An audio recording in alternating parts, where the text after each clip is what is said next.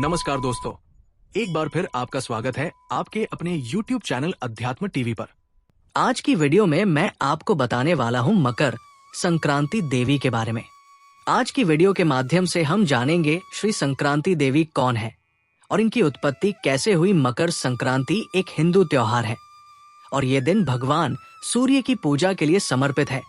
इस शुभ दिन पर सूर्य मकर राशि में प्रवेश करता है, जो सर्दियों के महीनों के अंत और लंबे दिनों की शुरुआत का प्रतीक है। इस दिन तीर्थों में स्नान दान करने का विशेष महत्व माना गया है। मकर संक्रांति पूरे भारत और नेपाल आदि में विभिन्न रूप और धार्मिक महत्व से मनाई जाती है। इस शुभ त्योहार से जुड़ी कई अन्य मान्यताएं भी हैं, जिसमें कुछ लोग मान्यताओं को भी अपने क्षेत्र परंपरा अनुसार निभाया जाता है।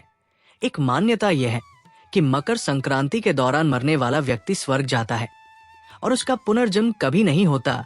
महाभारत जैसे धार्मिक ग्रंथों में इसका उल्लेख है कि भीष्म पितामह युद्ध में घायल होने के बावजूद तक जीवित रहे ताकि वे आनंद पूर्वक स्वर्ग जा सके, पर बहुत कम लोग ही जानते हैं कि मकर संक्रांति एक देवी का स्वरूप है। देवी आदिशक्ति ने संसार के कल्याण के लिए ही विविध रूप प्रकट किए हैं। संक्रांति देवी भी उन्हीं में से एक है, जिनको मां पार्वती का स्वरूप माना गया है। संक्रांति देवी को लेकर मान्यता दक्षिण भारत राज्यों में अधिक प्रचलित है। हर महीने में एक संक्रांति आती है जो देवी का ही स्वरूप है, पर यह जनश्रुति पर ही आधारित माना गया है।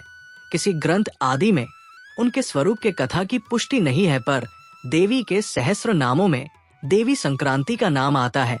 पौराणिक कथाओं के अनुसार संक्रांति देवी ने शंकरा असुर और किंकरा असुर नामक दो राक्षस का वध किया था।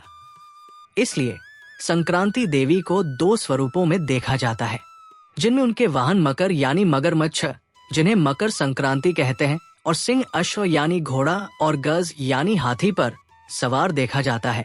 महाराष्ट्र में मकर संक्रांति देवी संकरासुर मर्दिनी का त्योहार माना जाता है। इस दिन देवी के पूजन महत्व भी माना गया है। आइए जानते हैं। देवी संक्रांति के अवतार की कथा। शंकरा असुर और किंकरा असुर नाम के दो असुर थे जो बहुत ही दुष्ट थे।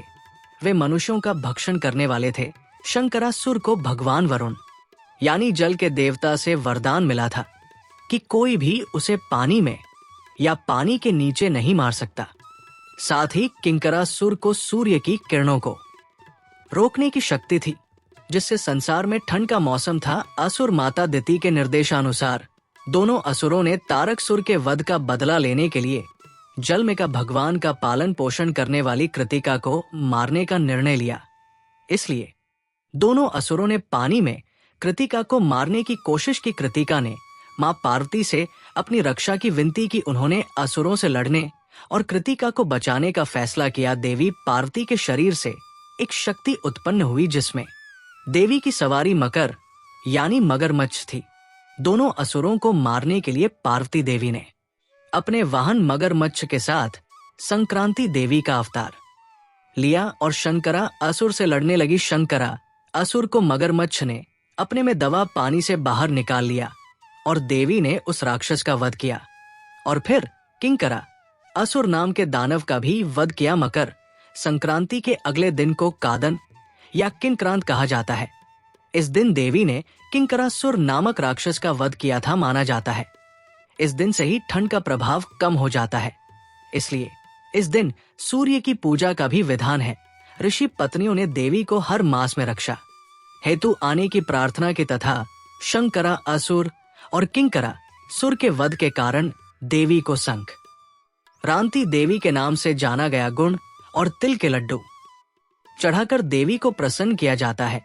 इस दिन ललिता सहस्त्र नाम पाठ करने तथा देवी का अभिषेक पूजन करने से देवी कृपा प्राप्त होती है। सूर्य का मकर राशि में प्रवेश करना मकर संक्रांति कहलाता है। इस दिन सूर्य अपनी कक्षाओं में परिवर्तन कर दक्षिणायन से उत्तरायण हो जाते हैं। उत्तरायण को देवताओं का दिन व दक्षिणायन को देवताओं की रात कहा गया है। इस तरह मकर संक्रांति देवताओं का प्रभात काल है। इसको अंधकार से प्रकाश की ओर हुआ परिवर्तन माना जाता है। मकर संक्रांति से दिन बढ़ने लगता है और रात छोटी होने लगती है। इससे प्रकाश अधिक व अंधकार कम होने लगता है। फलस्वरूप प्राणियों की चेतनता और कार्यक्षमता में वृद्धि होने लगती है। मकर संक्रांति प्राय 14 जनवरी को मनाई जाती है। ऐसा माना जाता है कि मकर संक्रांति के दिन गंगा यमुना सरस्वती के संगम पर प्रयाग में सभी देवी देवता अपना स्वरूप बदलकर स्नान के लिए आते हैं। इसलिए मकर संक्रांति के दिन गंगा स्नान या नदियों में स्नान को अत्यंत पुण्यदायी माना गया है। मकर संक्रांति में किए गए स्नान, तर्पण, दान और पूजन का फल अक्षय होता है। इससे मनुष्य सभी प्रकार के भोगों के साथ मोक्ष को प्राप्त होता है। उत्तर प्रदेश में इस पर्व को खिचड़ी कहते हैं। इस दिन खिचड़ी खाना व खिचड़ी, तिल, घी, कंबल, ऊनी वस्त्र के दान देने का विशेष महत्व है। शीतकाल में रुईदार वस्त्र दान करने से शरीर में कभी दुख नहीं होता है। मकर संक्रांति को किसी भी वस्तु का 14 की संख्या में संकल्प कर 14 ब्राह्मणों को दान देने की परंपरा है। दक्षिण भारत में ये पोंगल और असम में बिहू के रूप में मनाया जाता है। पंजाब और जम्मू कश्मीर में मकर संक्रांति पर्व लोहड़ी के नाम से मनाया जाता है। एक लोक कथा है कि मकर संक्रांति के दिन कंस ने श्री कृष्ण को मारने के लिए लोहिता नाम की राक्षसी को गोकुल भेजा था, पर श्री कृष्ण ने उसे खेल खेल में ही मार डाला। इसी संदर्भ में लोहड़ी का पर्व मनाया जाता है। साथ ही नई फसल का चावल, दाल, तिल आदि से पूजा करके कृषि देवता के प्रति आभार प्रकट किया जाता है। तो दोस्तों, ये थी श्री संक्रांति देवी से जुड़ी जानकारी। साथ ही वीडियो अच्छा लगा है तो वीडियो को लाइक और शेयर जरूर करें।